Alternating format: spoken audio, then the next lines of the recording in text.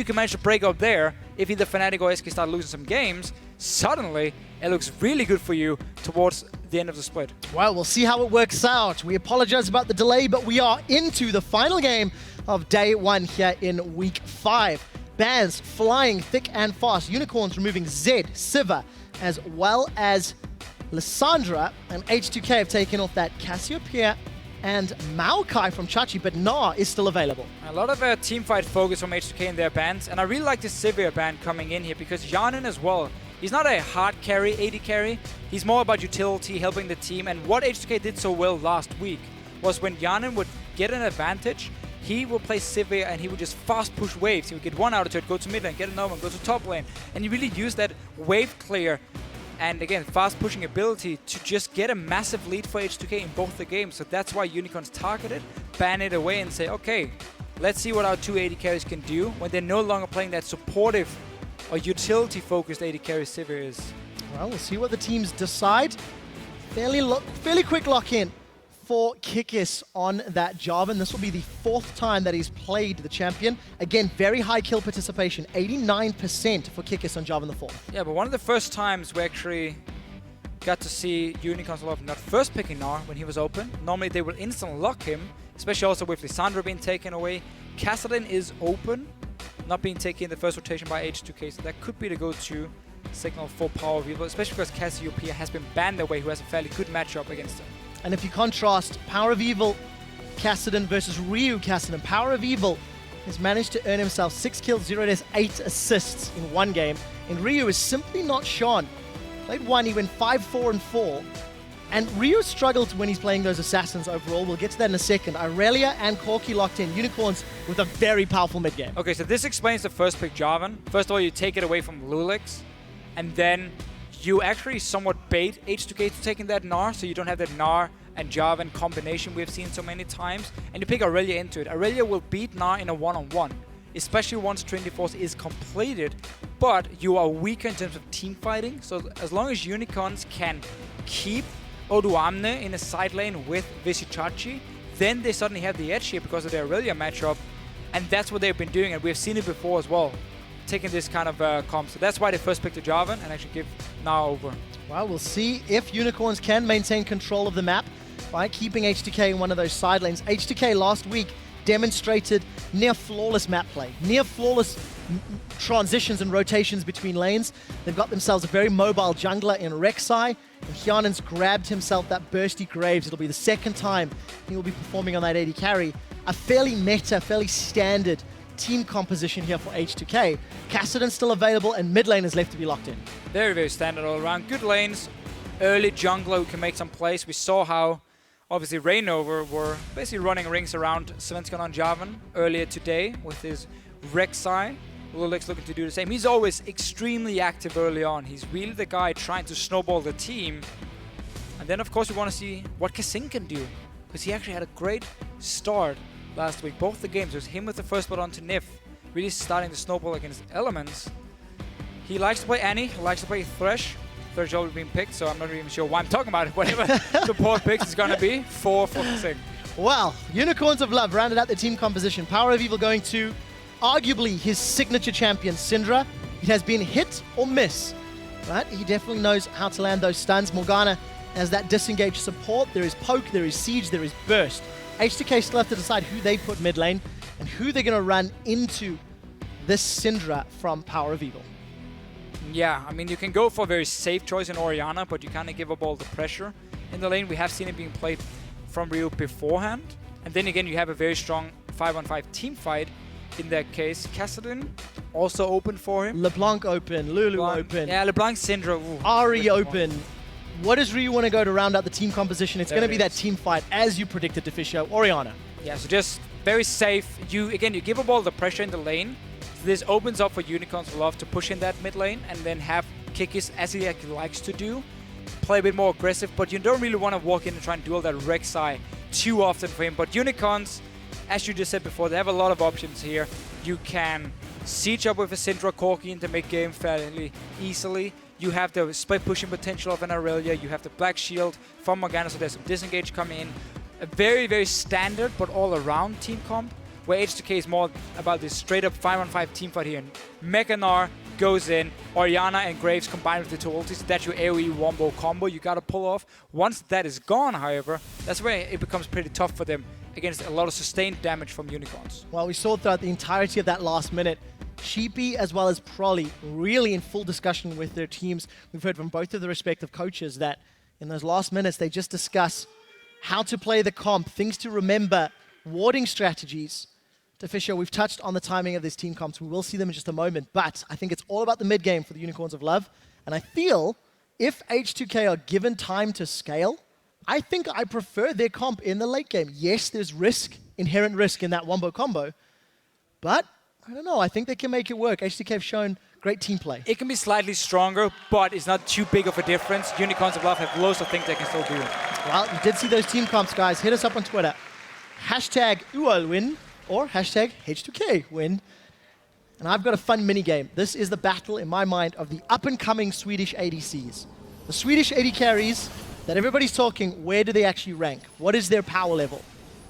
And let's see who can claim victory over their opponents. Yeah, they might think they're up among the best AD carries, and maybe they are. We're going to have to see as we go further into the season, but we just have to admit, when it comes to H2k and Unicorns of Love, you don't really talk about the AD carries. Nope. Again, it's about the soul lane, it's about the junglers. They are the playmakers on these two teams here. And obviously Hylissang and Kasing, we heard some praise from Taps on the desk for Hylissang. They also like to play fairly aggressive. Fisher, it looks like we're going to have standard lanes, so while we wait for this to set up, I'm going to ask you a question. Last week, both of these teams went 2-0. Which team demonstrated a higher level of play in their victories, in your opinion?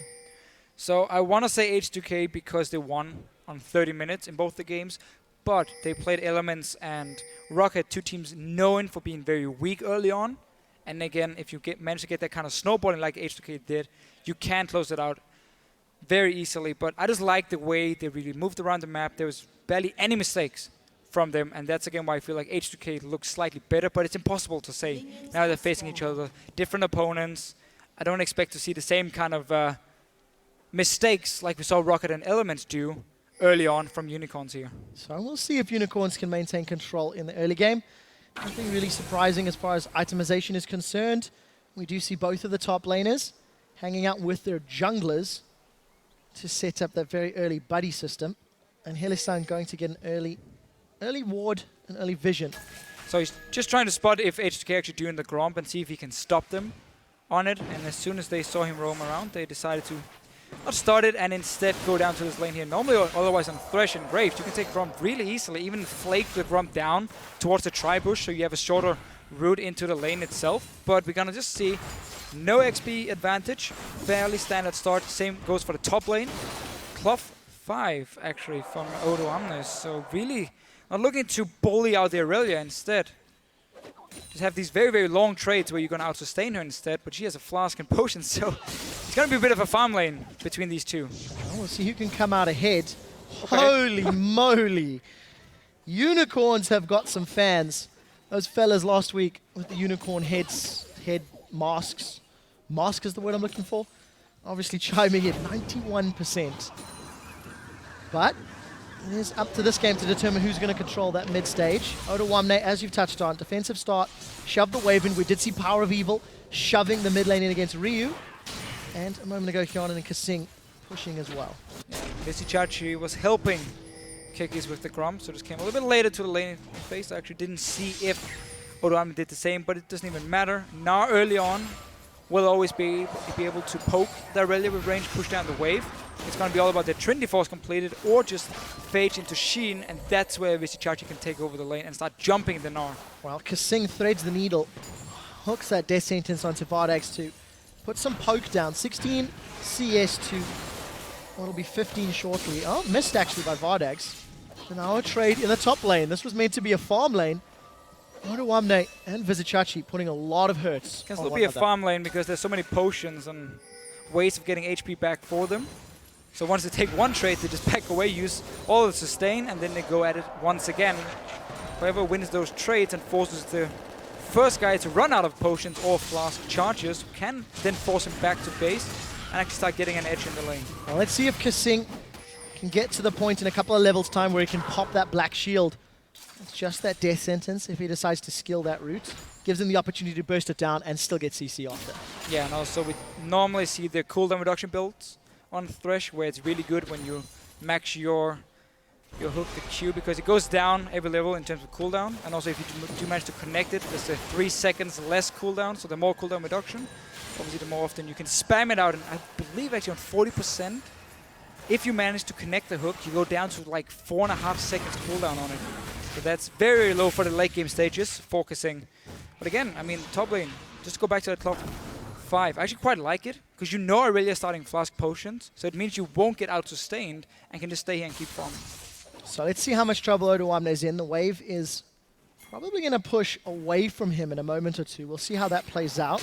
We did see Kikis hanging out. Hylissang eats a death sentence and a buckshot. Damage gets put in reply. Here comes Lulex from the background. Flashes are available. The Chilling Smite goes out. Lulex unable to knock anyone up, but they get flash and heal from Vardex and Hylissang. He'll be happy with that trade. Yeah, good little gank here just to force the 2 summoners set up by kissing again. And 2 top laners, they're not stopping. Yeah, take a look at Vizicachi. He's actually put 3 points into that Heaton style, not looking for the burst, just consistent damage over time, as well as that sustain. Here comes Kikis. Does have the ability to knock Odoamne up, but Odoamne with hop and flash, I'm not expecting it. He instantly hops away.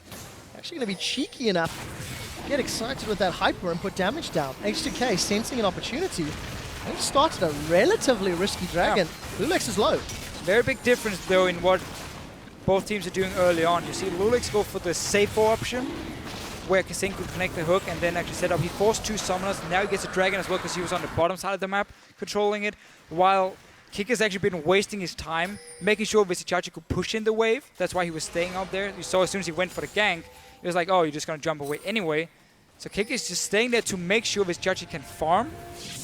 But that cost him the dragon and, of course, his bottom lane, the summoners. Well, another early game advantage for H2k. That's 3 games in a row that they've shown straight out the gates.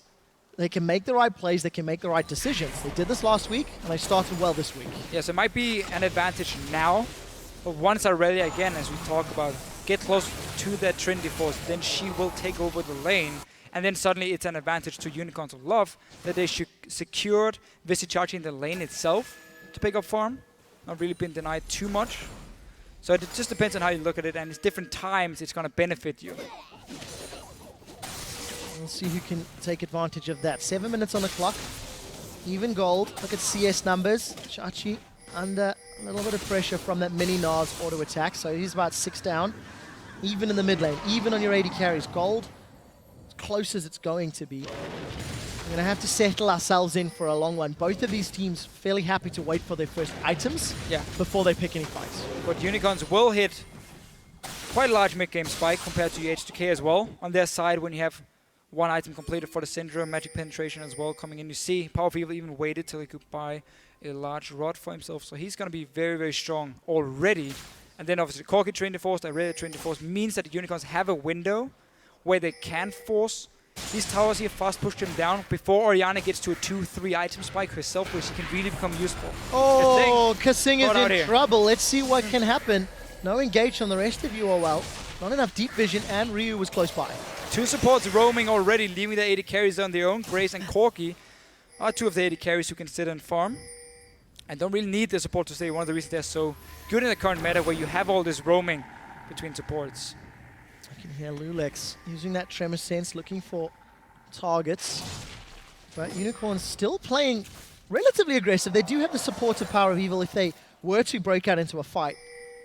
But just a lot of posturing, just a lot of standoff and tension between these 2 teams. But it was a good play by Unicorns, recalling slightly earlier than H2k's dual lane, at least for Kasing.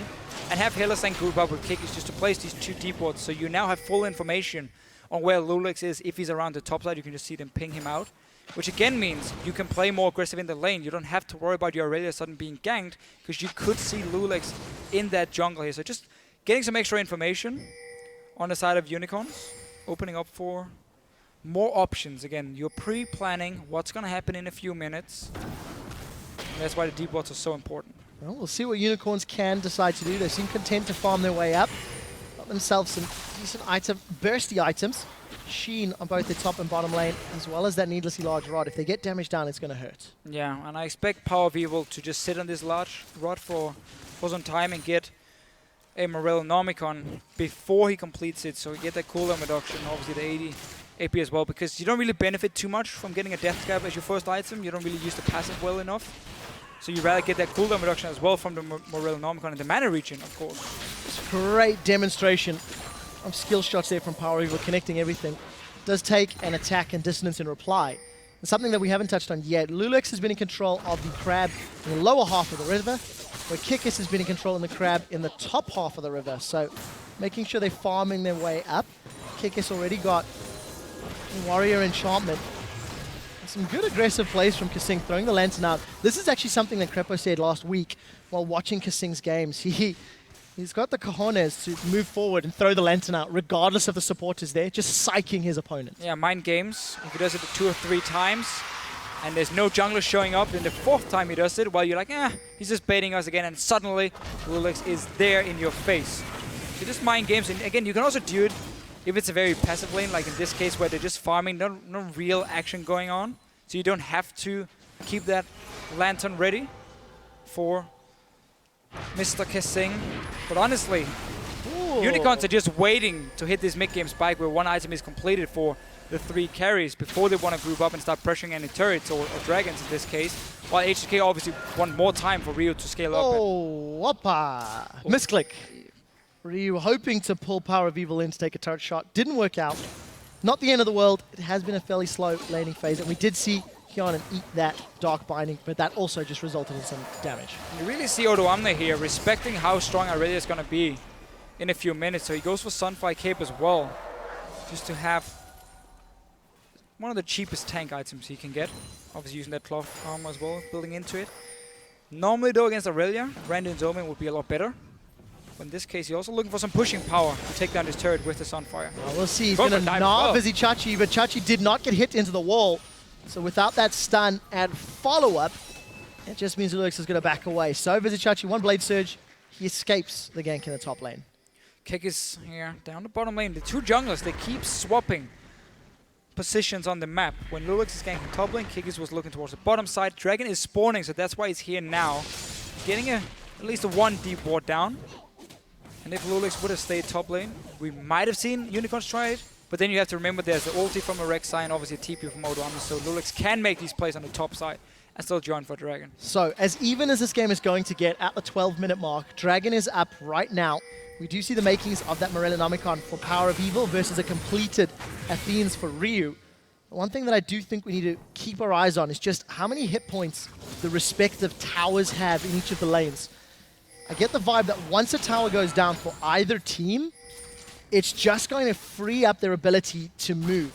Odoamne's got the advantage in the top lane, and we'll take a look at the others in just a moment. Yeah, mid lane has taken about 25% damage, but the bottom lanes have barely been touched by either team.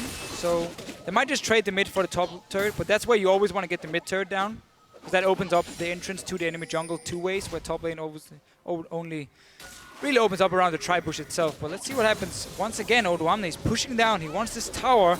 He's actually jumping forward with his Chachi. Oh, he's been stunned under the tower. Chachi! Chachi! There you go. With a 1-2 punch, he gets first blood. We'll break that down in a second as H2k, they've started up the second dragon. That's a flash forward from Hillisang. He's looking for the soul shackles. Lulex is just melted in his position. That's a flash forward from Kikis. He's looking for Hyanin. Kasing's going to save Hyanin's life for the time being. Look for Ryu. He's hanging around on the sidelines, sniffing for something to happen. But just like that, Unicorns of Love find 2 kills and get position on Drake. Yeah, they've been very wrong the last minute for H2k here. First, Odoamne trying to stop the recall from Vizichachi. He dies, and then H2k actually started Dragon with 4 guys against 4. Despite not getting any kills or any direct vision control, it's very risky this early to take the damage from the Dragon and also risk getting flanked around like we saw Unicorns do here. So 2 kills Dragon as well for them. And suddenly Trinity Force is completed. It's going to be very soon for the Corki as well. Then we can start seeing some aggressive plays. Well, Unicorns of Love bided their time. They lost 1 dragon, and at the 13-minute mark, they punish an over-aggressive Odoamne and secure their first dragon of the game. For the Unicorns, two Trinity Forces. You did mention that a moment ago. Moby Boots on Hillesang. No flash. It doesn't matter. UOL still looking to get tower pressure. I think if you look across the map, H2k, despite just losing that lead a moment ago, they're the ones that has got the tower pushing pressure. Odo has got a couple hits away from securing this top tower. So let's see who's going to get the first one, who's going to unlock their lane. So Chachi here actually just went aggressive onto Odoamne to give him that extra amount of fury. So he popped into Meganar, and now he couldn't actually take down the tower with his ranged auto attack. So that was smart enough. Oh, Rio. Oh, he missed another one. We see Power of Evil throwing down the damage. There we go. He's going to manage to secure the first kill. It's mid lane is down in reply. However, it was Power of Evil that got the kill. Now Hillesang, he's knocked up. Buckshot out, collateral damage down. Kikis has engaged a fight that maybe he shouldn't have. Cataclysm's out. He manages to crush the Sandworm before he gets killed in return. Hyanin managing to secure the kill and the red buff. 2 for 3. Yeah, Hyanin here roaming earlier than Vardax, so he was able to join the fight actually and win it for H2k. Go straight for this turret. Now Vardax is here after staying in the bottom lane first, trying to defend the turret. He will be able to, but it took a lot of damage. And again, some easy kills now for H2k. Trinity Forces picked up by Unicorns of Love, but it's H2k with the aggressive move, and Ryu is 0 for 2. Again, look at the minimap here. So yeah, Ryu missing another ulti. Hyanin is already on his way. He actually was back down towards the bottom side, then turning around. Vardax is left in the lane itself, and that's why H2k can now come in and start cleaning this one up. Kikis want to get a kill, doesn't realize his own AD carry is not even close, and he's going to end up dying for it as well. So, H2k moves and counter moves. It's H2k that got on the board first with the Dragon before losing the follow-up, and, well, blue buff did go to Ryu. We did see during the course of that replay that Odoamne was able to secure the first tower of the game. So H2k now, this sort of game of chess, the strategic moves, it's H2k that have slowly clawed a minor lead. Itemization, we did see that Morellonomicon completed. Needlessly large rods still for PoE. Trinity Forces on the side of Unicorns. And Odoamne just going full tank. No Hex Trinket today. And it's actually H2k making the move in the mid lane, where it was supposed to be Unicorns a lot with the Trinity Force on Corki, grouping up early and start pushing down on these turrets. Instead, Vardax again has been left in the bottom lane, while H2k say, okay, we don't care, it's a dead lane for us at the moment, we're just going to put our focus mid lane. So they actually get a tower, despite that mid-game spike of Unicorns here. Despite that mid-game spike. It's a lot of Makes sense to me. But we do see the tension and the pressure of this matchup. It has really slowed down the tempo. H2k maintain control of the Scuttle Crab in the bottom. I quite like Hyanin donating that one to his jungler. Going to get that plus 30 additional gold. Thanks, of course, to having his jungle item. But let's see what control H2k can gain. Unicorns group themselves up. And still sticking in their lanes, despite the tower being down. Odoamne is not posturing to put any pressure elsewhere. I guess they got top, they got middle. Next logical one is going to be bottom, most likely to coincide with the next dragon. Yeah, no real reason for Odoamne to ever leave his lane. Still very tanky and just farming against Chachi. But Unicorns, again, they were supposed to be the team to make this move here. To take down the mid turret, or at least force H2k to sit in a 4-on-4 in the mid lane. Instead, H2k made with the proactive one after winning that fight as well. Got the turret very low. It's very so honestly, they've done pretty much what they could do at this stage of the game. Well, it's very early to say. For H2k, it's not for Unicorns. But for H2k, as you mentioned, Fisher, 0-2 week 1, 2-0 week 2, 0-2 week 3.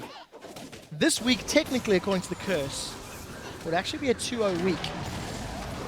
And they need to do a little bit more to secure that win against Unicorns. They've got themselves 1,000 gold lead. You see Lulex moving his way towards the bottom. I wanted to see if they can work. If they can work this to their advantage. Warmog's picked up for both top and jungler on H2k. That is a super beefy front line. It is, and again, H2k, they're just buying time here. You've already gotten 2 out of turrets. You have a dragon as well for the 6% AP and AD. You are happy going back to standard lanes. As long as you can see where Vardax is on this Corki, you know that there won't be like a fast push suddenly going on, because you can always see him sitting in the bottom lane.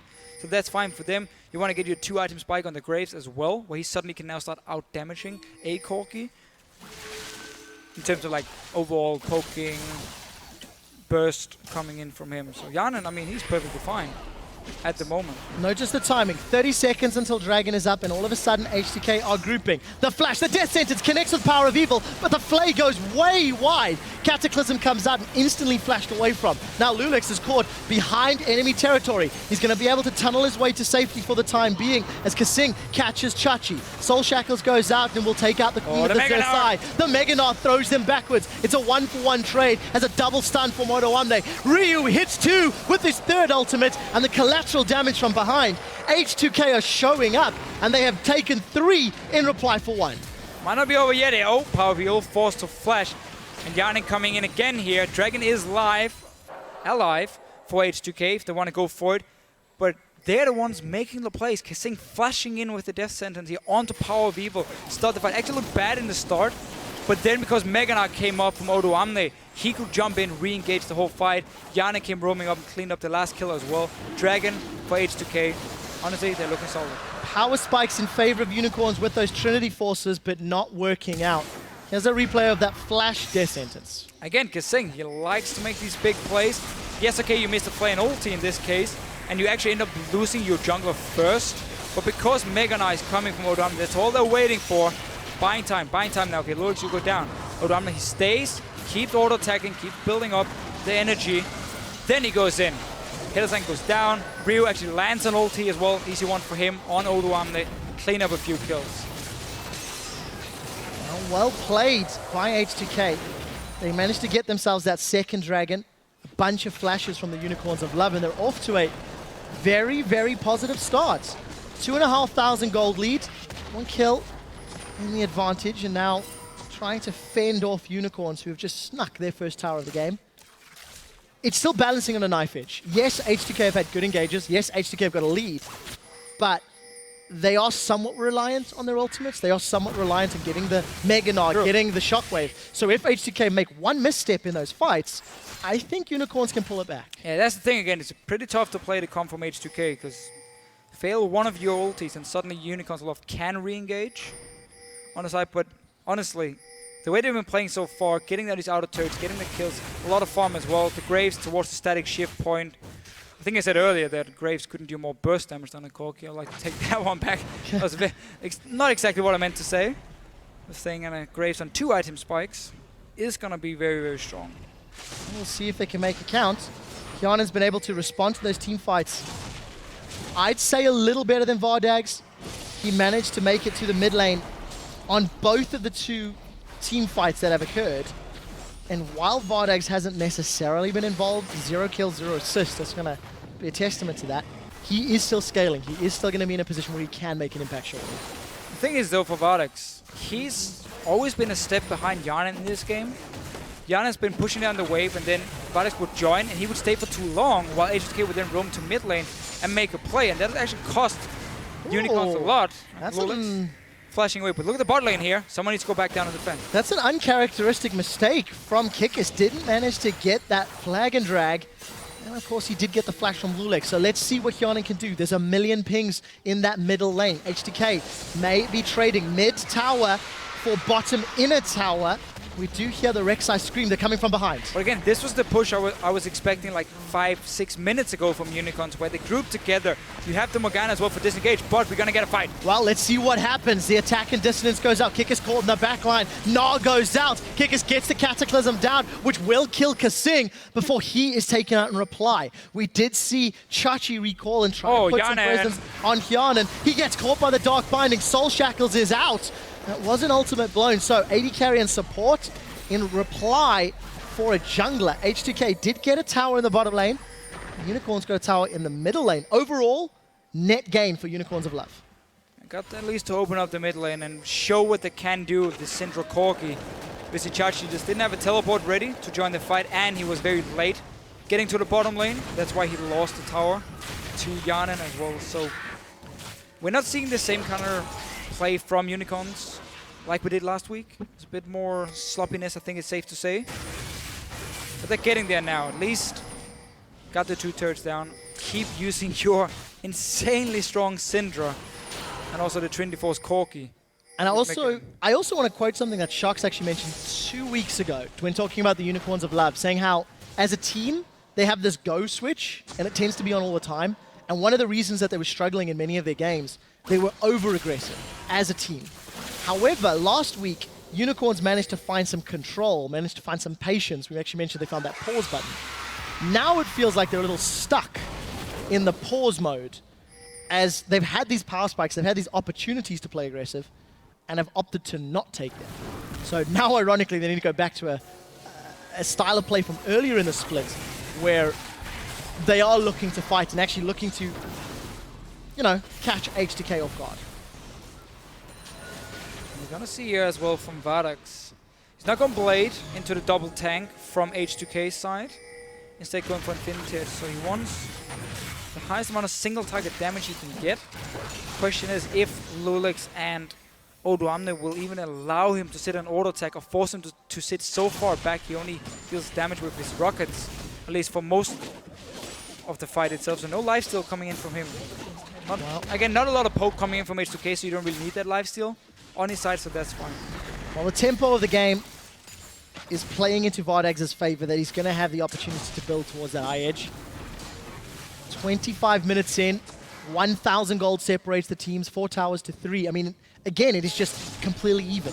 It is, and as you just said before here, the game allows Vardax to go in vintage because Unicorns are not looking to aggressively push down any turrets. Then you would have gone for the BT, get the lifesteal. Obviously, you don't need the crit when hitting a tower, the shield to keep you alive when you are in there auto-attacking on the turret itself. Instead, Unicorns are actually looking more for team fights, as they kind of missed the spike, and that's why he's going for Infinity Edge as well. Yeah, and of course, if Vardax is caught by a collateral knock-up shockwave, no BT sustain in the world is going to survive that. Then he's been mispositioned anyway if he gets caught up like that. Yeah. So a lot of pressure on Vardax's team fighting ability in this mid to late game. He isn't one of his better AD carries. 3 games played, 16 kills, 8 deaths, and 38 assists. Right, Cataclysm dunk. Lulex is just going to tunnel away. I think they'll be happy with that trade. Kikis hoping for more than he could get. That was the main engage gone now for Unicorn, so they're on even terms because H2k on their side, they're going to rely on either like Lulex using the tunnel to get in or Odoamne jumping in and Mechanaut to start fights. They don't really have any other engage, but they're going to try and pop it here. Rage building up Odoamne. Good timing for the Dragon itself. Let's see if H2k can actually get a fight. Notice how he's delaying the Mechanaut for as long as possible, knowing they can take the Dragon, and he just wanted ready if the fight would break out. Instant peel from the Unicorns. They wanted nothing of that engage. The ticking time bomb is a fairly slow fuse, and H2k got their 3rd Dragon. That was uncontested, and it was thanks to Kikis's maybe over-eagerness to try and trap Lulex. Yeah, safe to say at least. Well, pressure is now on this mid turret. H2k grouped up as 5. Teleport available for Chachi. Deficio, that mid-game power spike the Unicorns had available is not being used. And it's H2k that gets 75% of their turret's HP down in 1.5, 2 million waves. A little bit too easy for them as well. There's actually decent wave clear between a Syndra and a Corki, but Unicorns try to poke instead of clear the waves, which allowed H2k to get a lot of damage on the tower and stay grouped TS5. Remember, you don't really want that Gnar into Aurelia anymore. You want to look for these big team fights together. We're gonna have to see if it's gonna be hard for H2k to start fights, because again, they are lacking that hard engage. It's all about the Gnar jumping in or a flash in from Lulex. We saw earlier Rainover go for distortion on his boots on Rek'Sai when he had a similar situation. Could be an option here for Lulex itself. Otherwise, Unicorns, again, as long as they can get the 1-4 going, they can actually do some work. So Kasing, however, has been relatively good at landing those death sentences. One more option. Illusag's going to take a little spit or two from Baron. Actually, that's a lot of spit, let's be fair. Half of his HP down. But for H2k, they seem to be content playing the slower game. They've been more proactive. Took the first Dragon, picked the fights, pushed the towers. It hasn't resulted in absolute control because their opponents have managed to put replies on the board. And every single time you hear that Rek'Sai scream, Lulex is just looking for more farm and more vision. Once again, taking control of those crabs in the bottom half of the jungle. Infinity Edge completed now for Vardax. Deficio win for the long haul, as these teams are signaling that it's going to be all about those Dragon fights. Yeah, 3 already picked up by H2k, 1 by Unicorns, so no real biggie yet for any of the teams. The next one will of course be important, but as long as Unicorns can play around the Gnar and like he's Rage Bar and see, okay, it's about to go Mega Gnar, fine, we just back away. Mega Gnar pops, that's the main engage option from H2k, it runs out, and then Unicorns can actually walk in and start fighting. And obviously again, Visichachi, he's looking for these one-on-ones, he's gonna get it now. And it's... We'll see how this goes. Wallop. That is slow paced. Blade Surge. Red buff is there.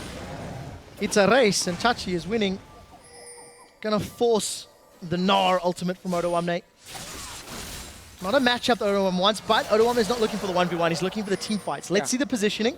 UOL grouped up in the jungle. This fight meant that you can actually take the wave now from Unicorns Aloft and push it up, and that's why they're moving from mid lane down towards this bottom side. Didn't want to go for any siege in there. Instead, trying to join in with the wave itself, but H2k have been reading it. They're already here to defend, forcing Unicorns Aloft to now back away and once again wait for Dragon to spawn or constantly try and push out these waves here. Visichachi does not have the damage to really burst down Odoamne in any way, so we're always going to have these fairly long one-on-ones. He's going to win it, but it buys enough time for H2k then to send up players, to defend the lane after if Unicorns want to join in, like we saw here. Oh, the shockwave flashed away from Hylissang.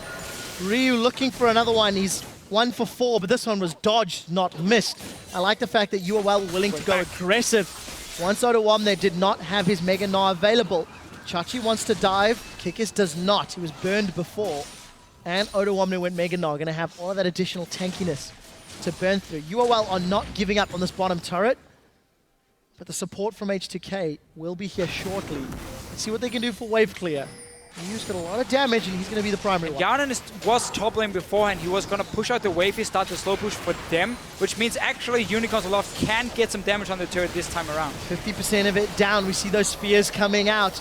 Power of Evil unleashes his power. Only just poking down Ryu, not going to be enough to really secure anything more than some damage on the tower, but it's going to be a slow grind here.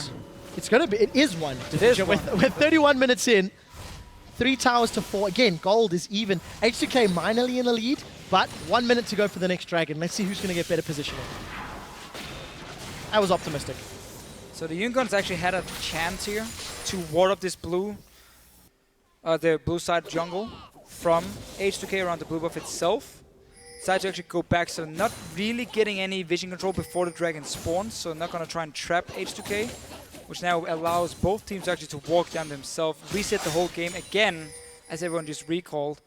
40 seconds on it. We might see a tricky play where you try and bait H2k to take the dragon, and then you rush the Baron yourself, because there's no wards on it.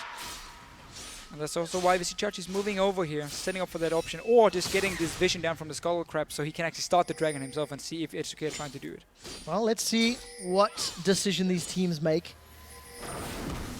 Really has been a patient game. And for H2k, I still feel there's so much emphasis on Ryu and Odoamne using their ultimates effectively that it could go wrong.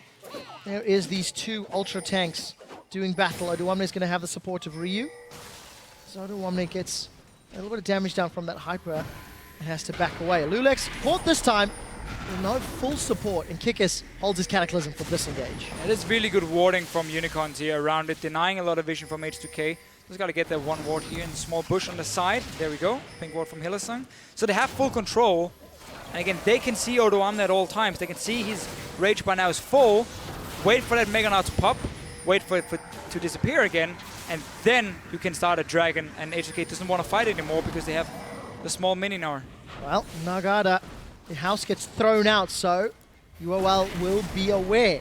Prey Seeker gets some damage. Ryu looks for the shockwave that melts through the black shield. Hylissang is in trouble. He's knocked up. He gets gnawed against the wall, but not stunned. It takes the wallop and a house to finish him out. Now Kikis walks through the box. He's slowed. Lulex is going to get taken out by Power of Evil's unleashed power. This is a sloppy fight with UOL in the background. They've got Vardags taking damage from the side lane, while Hyanan was dropped. Everybody split up. 3 for 2. Make that 3 for 3 as Kikis is trying to run down Odoamne with Chachi. That Irelia doing so much work. Ryu is in place. Ryu is the here. Attack in the distance. H2k may be able to finish this one out. The Mega Gnar comes out again, and it's H2k that ace UOL. That was drawn out, and H2k didn't need their ultimates.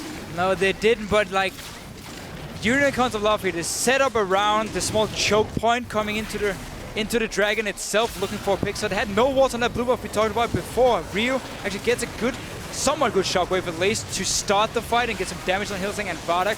O2 still had some time on that Mega Gnar, and also everything from the carries of Unicorns are blown onto Lulex. Yana will be dropped down, being dived as well. So now it's just a very split up fight. Obviously, the sustained damage of an Orianna is fantastic, and just O2 being able to get a second Mega Gnar as well later on, allowing H2k to actually win the fight, and I do believe to start the Dragon as well.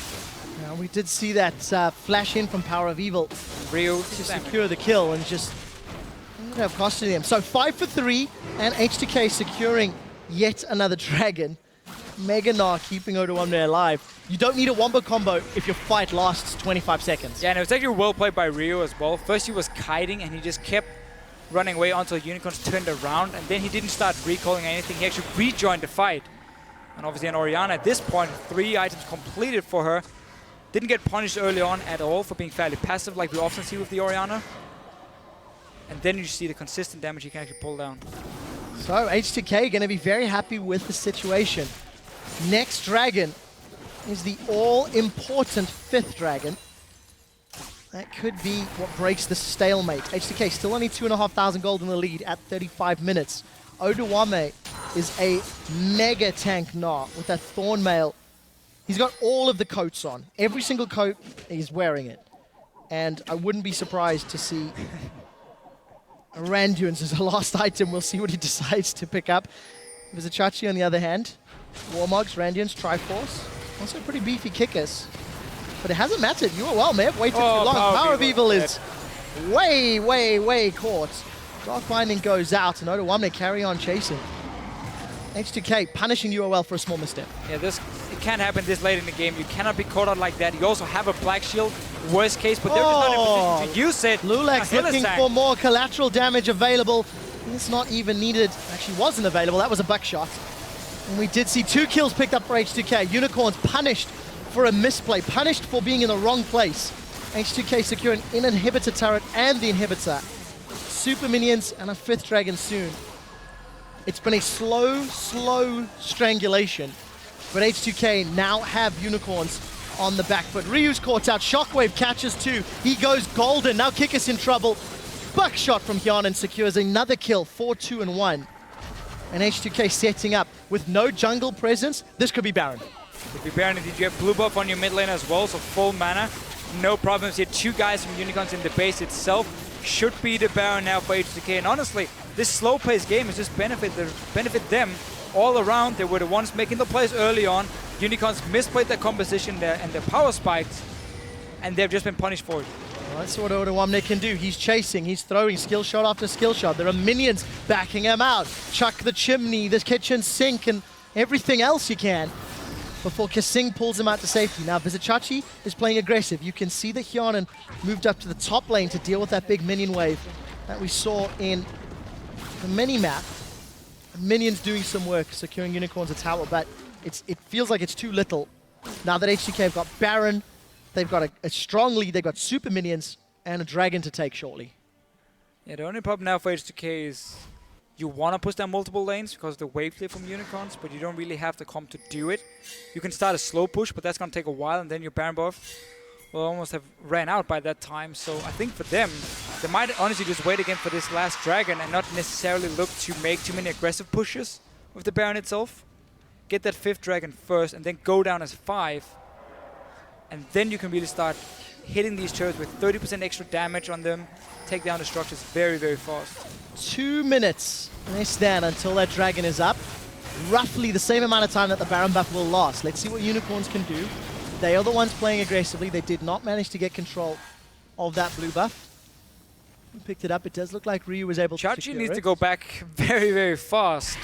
Because this lane has been built up slowly by O2. They've seen him walk pretty much from his own tier 2 turret with this wave all the way down. That is a giant gnaw. And there was no reaction from Unicorns. That was just a free tower for H2k. Well, look at this. It's H2k that are grouping. For sure, I mean, Fight if you start pushing, dragons they allow up. you. So Well, gonna punish again. Unicorns uncharacteristically out of position. Death Sentence doesn't connect. 50% of the inhibitor turret is down. Another minion wave. Conga lines in. There's 2 Baron buffed siege minions up. Yes, a stun hit Oda but you don't want Oda. Unleashed power not used yet from Power of Evil, and those siege minions still doing work. Here comes Busy Chachi. Cataclysm comes out. It's Kikis that's in trouble. Lulex gets pulled to safety by the lantern. Now Chachi eats a house. Oda looking for more. Does not have anything else to give, but H2k get a kill and the tower, and Hylissang is just melted from the damage of Ryu. H2k peeling away. Dragons up in 20. And again, that was just Unicorn's tunnel visioning on the dragon, which was going to spawn in about 1 minute and 30 seconds when this whole thing started. Didn't pay attention to Odoamne building up a massive wave in the top lane and pushing it down. And suddenly it was just easy for H2k to walk over and say, fair enough, you're going to give us first tower. We have 2 cannon minions as well, Baron buffed. Take another one for them.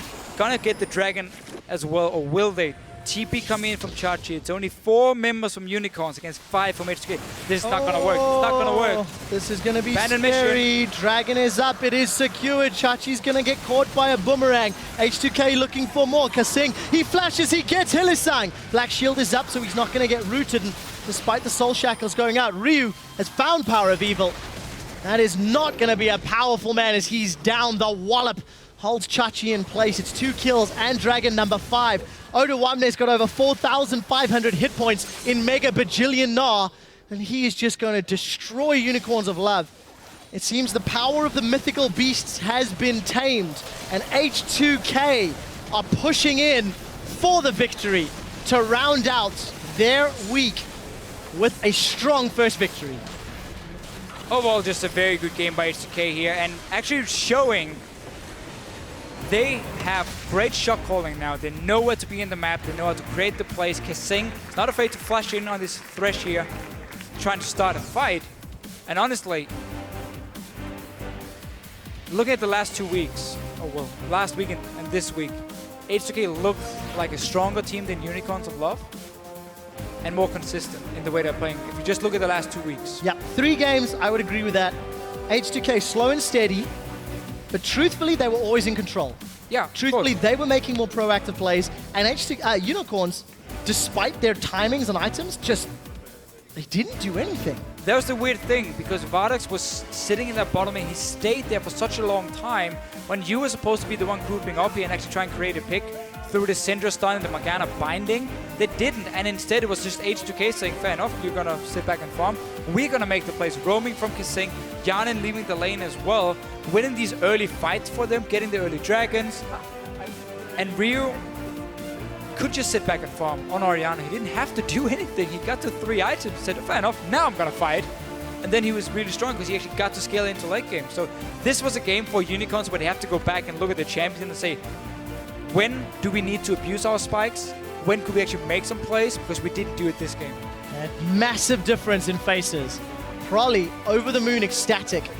And you saw the stern seriousness of Sheepy from the Unicorns of Love. This actually ties them up in the standings at 5 wins, 4 losses apart. In contrast to Elements, who find themselves at 4 wins, 5 losses. Yeah. The middle of the table is blown wide open. The middle of the table is open up to so many it's the teams. UOL, yes. I mean, everyone in the middle of the table, you can just beat each other left and right. Rocket obviously now actually falling further and further down. Yeah. But the Copenhagen Wolves picked up a win as well. So suddenly we have like Wolves, H2k, Unicorns, and Elements sitting near each other, fighting for that number 3 spot. Obviously, Fnatic and SK are still a few games away. A few games away from the rest. 8-1, 7-2. So they need to lose more games for anybody to catch those 2 guys. But I'm actually glad you brought up the Copenhagen Wolves because their name now needs to be added to the conversation of Unicorns of Love and H2k. Yeah.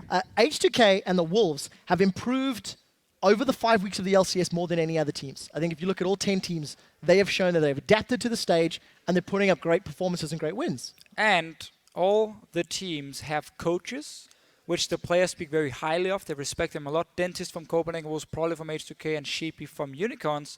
I'm not saying it's all about the coaches here. Yeah. I'm saying it shows for them the improvement they have made this split, how it has benefited them having some good management around them at least. Where we can talk about a team like Elements who seems to struggle a lot. We saw Wicked say in his AMA how their coach came over from Dota, so he had to kind of learn the game a little bit. He needed more time. I'm not saying it's all about the coaches, Yeah. but there clearly is a difference if you look at these teams. I think that's fair to say. The off-stage prep and training is paying dividends for teams like H2k, for teams like the Wolves, and less so for other squads. You know, then you've got a team like Fnatic who came into the split looking particularly good. They took down SK, the only team to do so the first half. And yes, Fnatic have their weaknesses, but what they are is very difficult to exploit. Yeah, It's true. only been the Wolves that have really been able to beat them when Fnatic played their own game. And when the Unicorns took Fnatic down, it was because of Fnatic misplays, which is a rarity in their playstyle. So the EU LCS after the first half is really, really interesting. It is very open. So this game really, it didn't show Unicorns and H2k how they normally play. Yeah. Often it's very action-packed and Yeah. it's not unusual. We have these 30-minute long games, but it was basically one team not knowing exactly how to play that comp and one team saying, fair enough, we're just going to wait for late game anyway, and we're going to take dragon after dragon, and then we're going to slowly win. So they didn't really have a reason from H2K side to make any plays. Yeah, and I would argue, despite the fact that HK have been faster in the last weeks, this is what they wanted to do. They Yeah, for wanted to sure. play slow and steady, and it ended up working out for them. For the time being, Shox is joined by H2K's AD carry Hjanen, who won the battle of the up-and-coming Swedes. So let's check in at the analyst desk. Thank you very much, Quick Shot. Is that a title you like? You won the battle of the upcoming Swedes in the LCS? I think I'm a bit behind Reckless though, but yeah, I think I'm a bit better than Vardax, just mechanically, but he's a really good player. But this game was like, I really wanted to play Seaver, but they banned it away, so... And they picked Corki that I want to play as well, but Graves is a really good champ at the moment as well, so I just picked that. They went just for everything that you guys wanted. Talking a little bit more about picks and bans. They first picked away the Jarvan. Were you guys surprised by that? Because it seemed like Gnar must have been a grand priority on your list. Yeah, we knew that they would do that, and we just went for Gnar and Rek'Sai. And then our comp is pretty good already, and if we will get Seaver with that as well, but they banned it, it will be pretty strong. Taps had a thing or two to say about your build. Yeah, well, no, it's more of a generic question. Since Season 5 introduced the Infinity Edge nerf by 5% crit chance, and lately the PD buff by 5%, do you think IH builds will phase out a bit? Maybe there's some sleeper AD carry builds that are good right now, because I see most players still build like Season 4, build that IH first, get into that static shift. What do you think? I went for IH and then for Aura's Blade, just because it was a farm fest in the bot lane, so I was just bored. So I was like, yeah, I'll just get some cash here, and yeah, that's basically why I did that. Yeah, tell me about the flow of the game. You say I was just farm festing because they were actually waiting for their power spike to happen. Were you guys realizing that at that moment they would want to go in? We know that we had we got a really early dragon because of Lulix took it level 4, I think, already. So we were just playing the game of dragon and get 5 dragons and win the game. So we were just kind of just... We know if we get all drags, we'll just win the game. And they did not really contest it that good, so... Okay, I have another question about... You compared yourself with Vardax earlier, saying you're maybe a bit better player mechanically. He did seem quite confident in a video feature done earlier and called him and Hylissang a top 3 bot lane. You having just recently played him, what do you think about him? I think their bot lane, Hylissang, is the carry of that lane. His thresh is really good. And his skills, just with Morgana, Iona, he just knows so much about the champs and how much damage he can take, how much damage he can do. He likes to go for the flashy hooks or whatever. He's really skilled on the champs, so I think when we take away Thresh and leave on Morgana, he's not as efficient as on Thresh. That's why we went for the Thresh pick as well. I love the way you say Morgana, by the way. Talk to me about your new partnership with Kasing. Only the second week in, you guys are playing with him, but it does seem that you were also feeling very confident at his side. Yeah, he's pretty fun outside the game, so it's not that hard to get along with that guy. So it's really fun at the moment in the team. All right. Final question. You guys were the recently qualified teams coming in here. Is that important to you, the fact that you're able to beat out a team that's also on the up and up? I think every win is just important for us, especially these ones when they're similar score as us, 4-5, or they were 5-3, I think. So it felt really good to win this win. Yep. all important to climb up the standings. Congratulations, another win on the book for H2k. Thank you. All right, now as we wrap things up for the day here in Berlin, let's look at the standings at the halfway point in the spring split. SK is still in first place, though no longer undefeated after today's loss against Fnatic, who are just a game behind them in second. The Copenhagen Wolves, H2k, and the Unicorns of Love are tied in the number 3 spot, while Elements continue to slide, finding themselves sharing 6th place with Gambit. Very cool. The Unicorns of Love and H2k, the newly qualified teams over there in the top 3. Yeah, I'm still kind of surprised that HK-Gaming did lose that game. Breaking their 8th win streak was really impressive.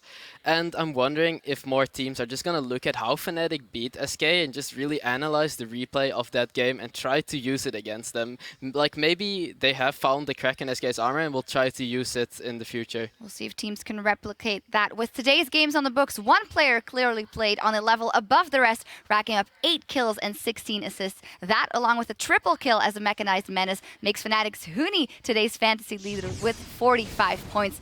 Please ban away that rumble from Huni. He's so good on it. Yeah, he's just really wrecking faces with that rumble. His teleports are always on point. His ultimates are always exactly where they need to be. Zoning so many people from Teamfights, dealing so much damage, and really you can't give this man rumble. Oh, and he's really funny too if you listen to him and Mike check over in PTL. But Huni wasn't the only showstopper today. There was one LCS big play to rule them all from the incredible Giants upset over Elements. It comes to us from @MrHype.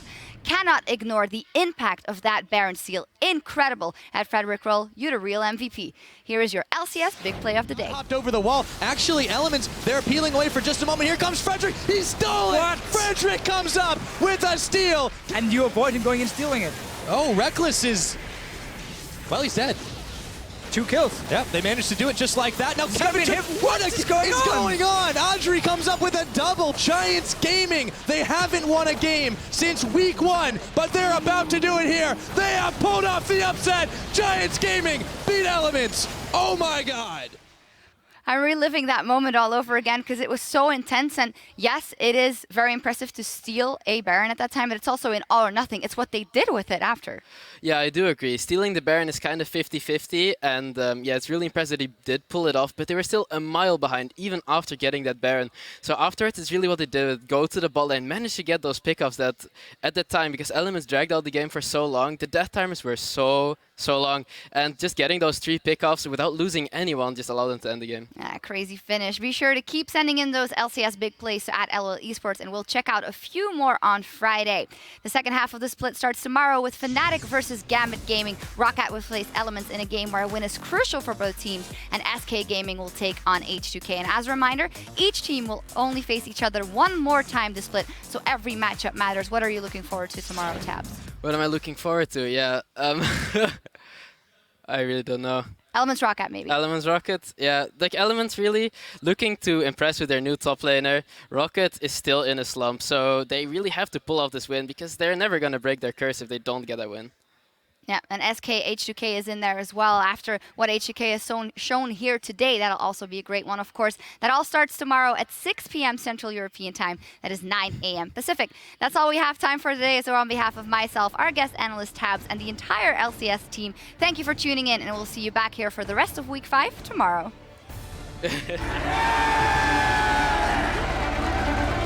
The crowd is hyped. The cheer goes up. And our first game of Week 5, Copenhagen Wolves versus Roccat.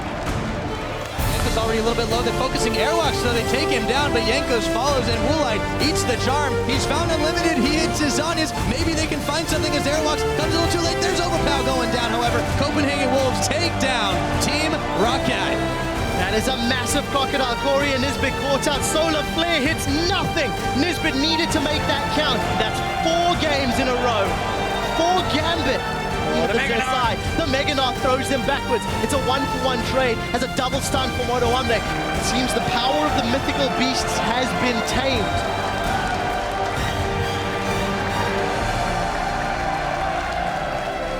Even if we lose, you look good. And before people laugh at us. 7. What do you mean laugh? Is it the moment? Tonight is the night when fighting is over.